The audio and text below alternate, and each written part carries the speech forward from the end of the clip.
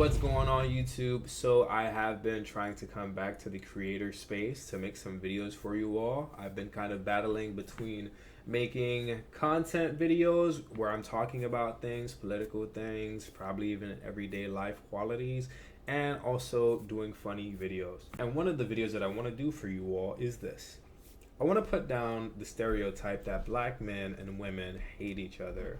And I just want to go ahead and expose that that is something that has been used by the same people who are actually racist, because racism actually does exist. It just was transmuted into a different form. It's not as blatantly in your face as, oh man, I hate you. It's something in terms of social media agendas to get black men to not like black women and to get black women to not like black men. So let's just go ahead and jump into this. And before we do, I hope you guys like, share, subscribe. I'm going to play some clips for us that are going to be pretty interesting, and then let's return. A man who says, I am turned off and do not like black women, so I date non-black women. Right. He has mommy issues. He has an identity crisis because you came from the woman you're saying you dislike. So now we have a deeper rooted issue. I'm not saying that a brother who only dates outside of black women cannot also have mommy issues, but if that's just his preference.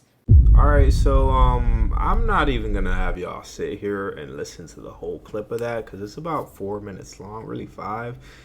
Hopefully a lady or another person in these next couple of videos can articulate their point a lot better than what she was trying to say, because I'm gonna be honest, I'm editing this, that threw me in the loop, and I didn't even know what she was saying. It was like, huh, what? But hey. Why are straight black men so comfortable with dragging black women? I'll give you 3 reasons why. Reason number 1 is because he witnessed his mama get disrespected and cheated on by his daddy, and he normalized that behavior and grew up assuming that all black women will tolerate that same disrespect that he witnessed his mama tolerate. Reason number 2, he's on the down low and he's frustrated because he can't come out the closet. Therefore, he's envious and jealous of beautiful, successful black women who walk around in their truth. They walk around in their power. They glow. They have an aura about them, and he envies that. He really wants to be a sis, and he's jealous of the attention you get from men. He wants that same attention. So he will take his anger and frustrations out on successful, beautiful black women, even get into relationships with black women just to destroy them because he's envious that he can't come out the closet and live in his truth. Reason 3, he's angry because he's not on the same level as the white man. Therefore, he feels powerless and he will punish the black woman for it. All right, so that was a lot to unpack that woman was saying, and this clip might have been just as bad, if not worse, than the first one that I had played. I'm sorry, I am kind of new to this. But anyways, that lady literally just came out with a bunch of radical opinions as to why she thinks black men don't like black women.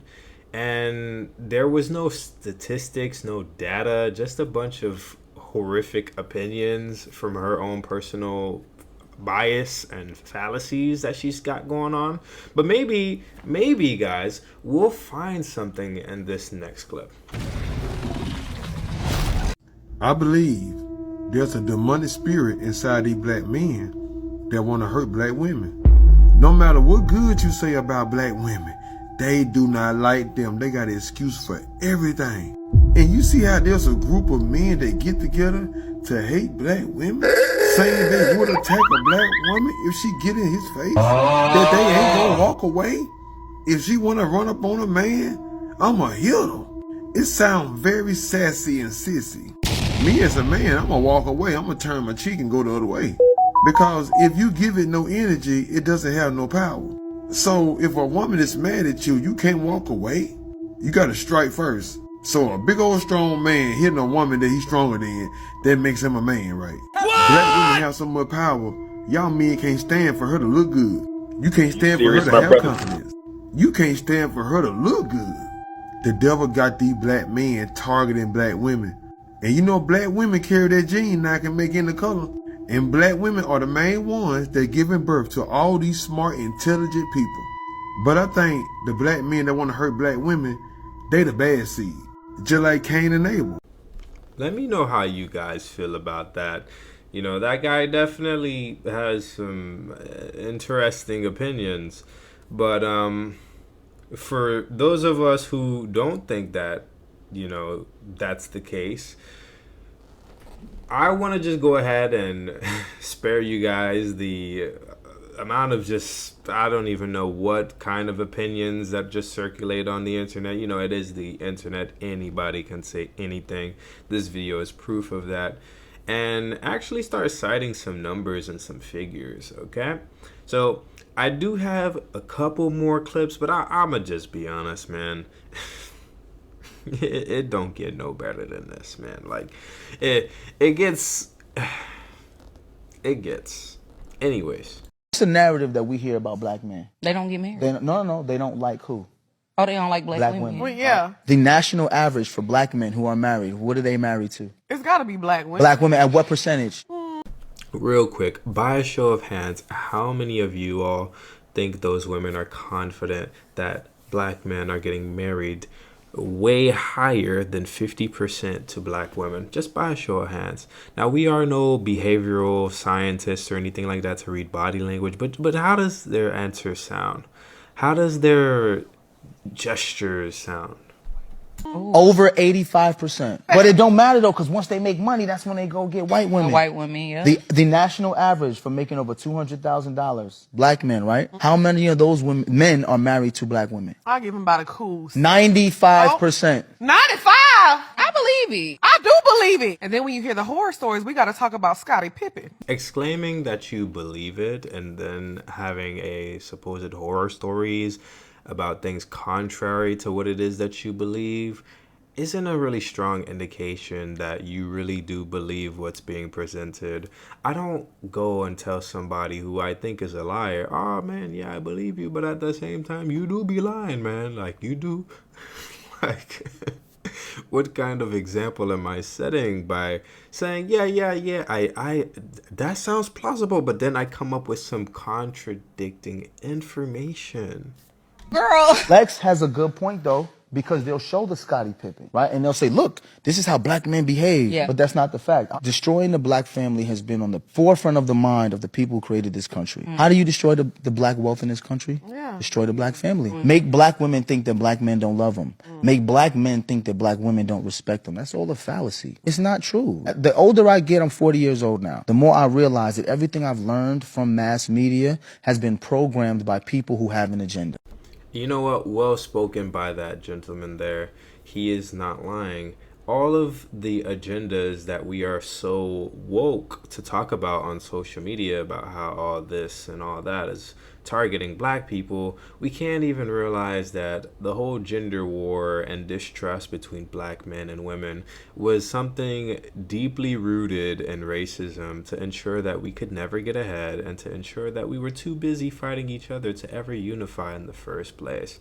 So, you know, that guy deserves a golden noodle star for being able to talk about it. And those ladies, like I say, with how they were so uneasy about his responses and about the questions he was asking before revealing the figures, only stands to prove it, because even they didn't believe it themselves. They were kind of sitting on the fence like, But I'm going to go ahead and start citing my own figures, and then we're going to go ahead and come to a close. So the chart that I'm going to go ahead and put up onto the screen is a chart from the year 2021, where it actually shows a very large percentage of black men and black women being in relationships with one another.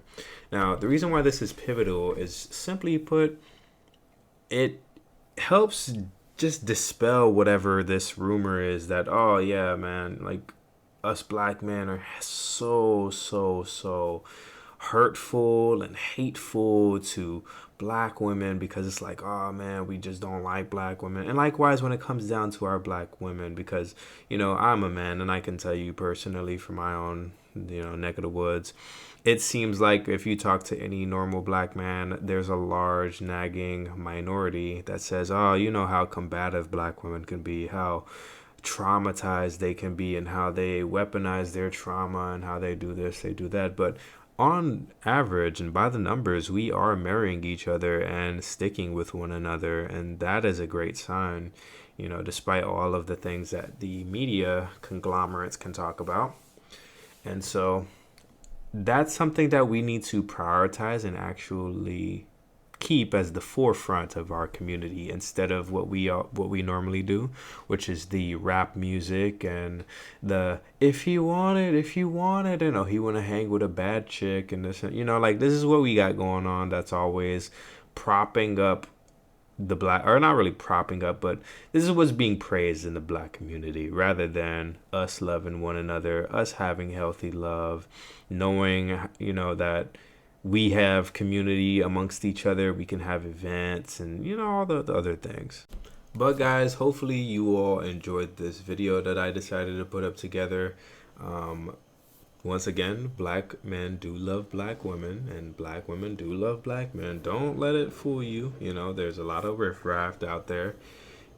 Part of it is due because of, you know, some horror stories that are just becoming a lot more prevalent on the internet, because, you know, misery loves company, and it's also more likely to sell. But yeah, we got to dispel things like that. And while I'm not telling you to become like a super evangelical, you know, oh man, I need to do this and I need to, you can always just tell people like, nah, it's okay, you know, that we can believe positively instead of just falling into such negative spills and stigmas about certain things. Don't look at me getting clobbered. Oh my God. I should have probably used some better footage than that. But yeah, that's enough ranting for me. I need to go ahead for the next video, write up some scripts so my commentary doesn't come off as like I'm just doing it off the dome. And I hope you guys enjoyed this. Like, share, subscribe, and we will be producing more content. Can't wait for you guys to be here. Oh, and also, everyone, please don't think that your subscription to my channel has to be based off of some kind of like, oh dude, you're posting up this, you're posting up that. Just genuinely speaking, think about it. Subscribing to a channel, leaving a like, and even a comment is all for free. And even if you don't watch another video on my channel again, coming back to unsubscribe, while it is going to clean your feed, the way how I watch YouTube, I barely even look at a bunch of videos from the people I even sub to. I'm constantly finding new content all the time. And am I going to keep going through my subscriber list to unsubscribe from people? Nah. You know, people need it, especially during these trying times. And that's the next video that I'm going to be trying to upload for you all. I might get something before that, but that's going to be the theme and the premise. But alright guys, I'm out. Peace.